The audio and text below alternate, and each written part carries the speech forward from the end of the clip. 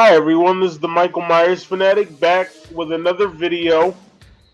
I'm here today to talk about Unsolved Mysteries, the iconic television series. It's on its way back, but this time it's coming to Netflix. I was a huge fan of this show. I started watching it when I was a teenager. I believe I was 16 when I started watching it. It was on the Lifetime channel, and that's when I got into it. But by the time I started watching it, it was almost over. Because I started in June of 2002, and by that time, he was really sick with cancer. So that's an unfortunate thing.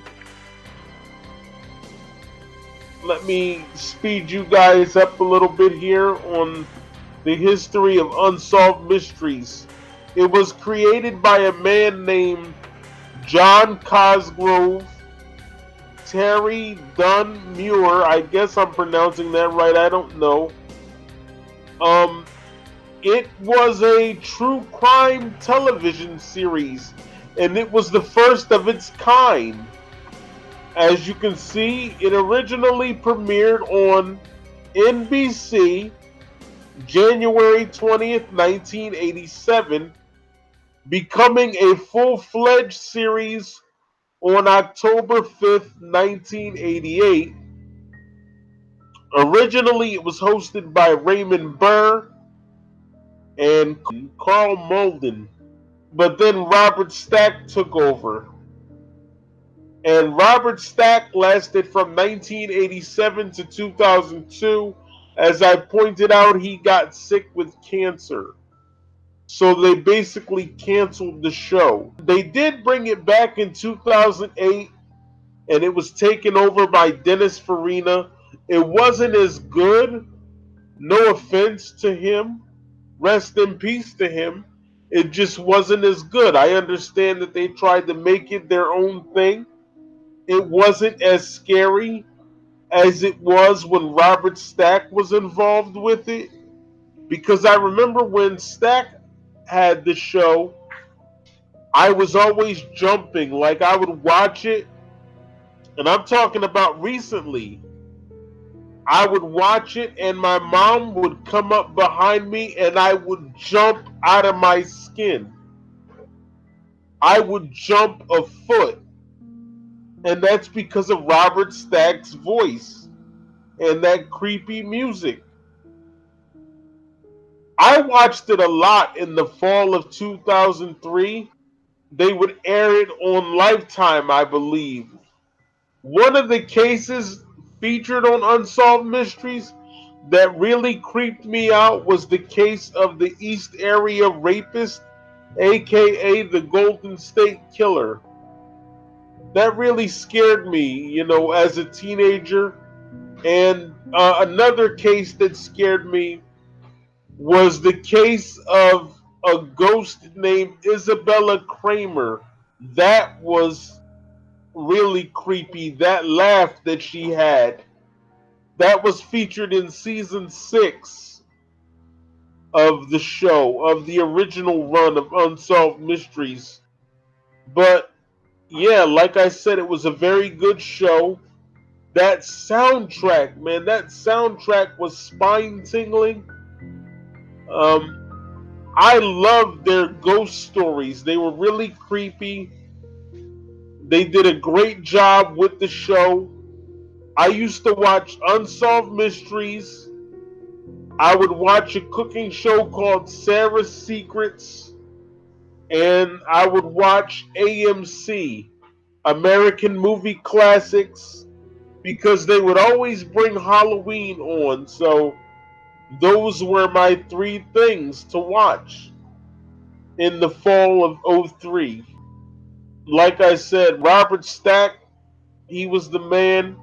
Very creepy, very creepy presence. very creepy voice.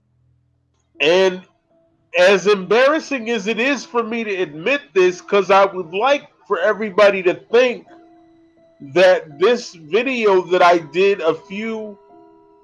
think I did it a few weeks ago. I would like for everybody to think that it was my own idea, and in a way it was. But I was inspired by Robert Stack. I have to admit that. It's painful to admit.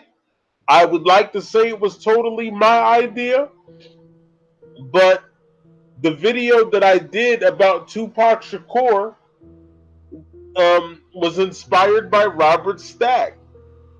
I have to give him credit, and he's not even here anymore. You know, because if he were alive, he probably would have explored that idea. You know, is Tupac alive? And rapping under the name Casanova the Dawn. You know, that's the very thing that Robert Stack would have touched on. So he's a big inspiration to my channel, along with Mustafa Akkad and others like them. But not much more to say. Although I will say this, the only thing that really bothered me about the 2008 reboot of Unsolved Mysteries was they basically rehashed things that Robert Stack already talked about. And I understand that they had to do that. They had to keep featuring those cases in case anybody had any information. I get that. But what I don't get is, why didn't they feature any up-to-date cases like Meurer or Brianna Maitland, or something like that? I don't understand why they didn't do that. They just basically rehashed the same stuff from the original.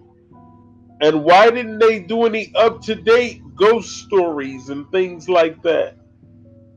Or alien abductions or whatever. I don't know. But that's really the only thing I have against the reboot. I can't wait for the Netflix version. I'm so excited about that.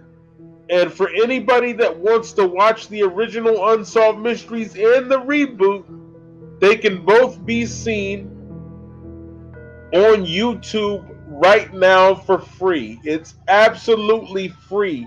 It does not cost you a dime. I have to emphasize that.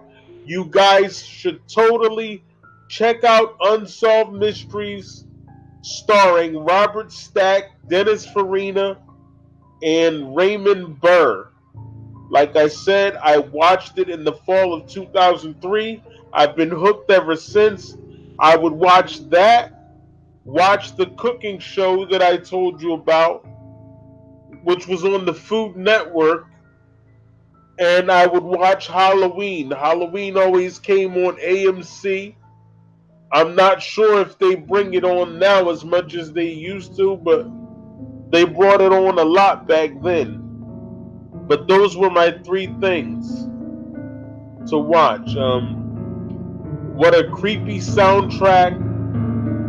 Everything about the original just creeped me out. Nobody can walk down the hallway without me jumping out of my skin. Thanks to Robert Stack. If they even touch me or say my name, I just jump way up into the air. It feels like I'm gonna have a heart attack or something. It's just so scary. I really urge you guys to please go and check the show out. I'm going to put the links in the description box for anybody that wants to watch Unsolved Mysteries. I thank you for stopping by my channel. Like I said, as much as it pains me to admit it, Robert Stack was behind me making the Tupac video. He was the inspiration behind that. So, rest in peace to him.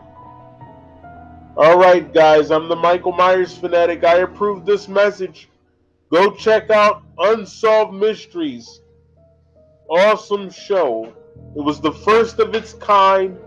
Before Disappeared, before any of these other true crime shows, there was Unsolved Mysteries. Before Evil Lives Here, before Deadly Women, there was Unsolved Mysteries. They were the first of their kind.